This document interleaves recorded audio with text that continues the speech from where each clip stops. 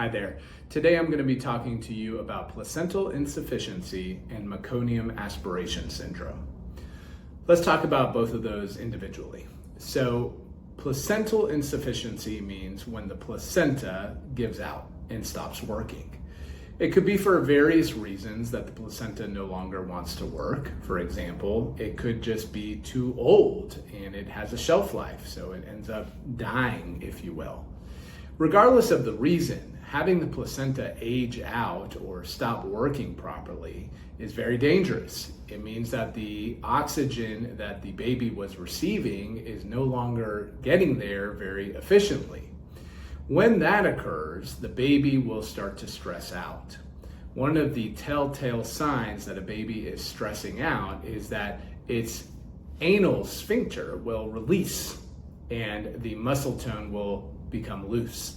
All of a sudden, a bowel movement will occur. The reason that that is a scary proposition for a doctor is because that bowel movement will then get into the amniotic fluid that the baby is floating around in. And when the baby is floating around in there, a lot of that can get into the baby's mouth. It can get down into the baby's airway and then get clogged up in the baby's lungs. That is called Meconium Aspiration Syndrome. That can cause oxygen deprivation once the baby is actually delivered. And as we already know, oxygen deprivation or a lack of oxygen can cause brain damage, which occurs quite often and can cause a lot of physical and mental limitations in a newborn.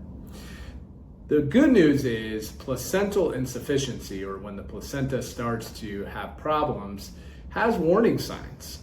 There are things on the strip that an OB or even a nurse can actually see and be able to tell that something is happening in the womb and the baby needs to come out immediately.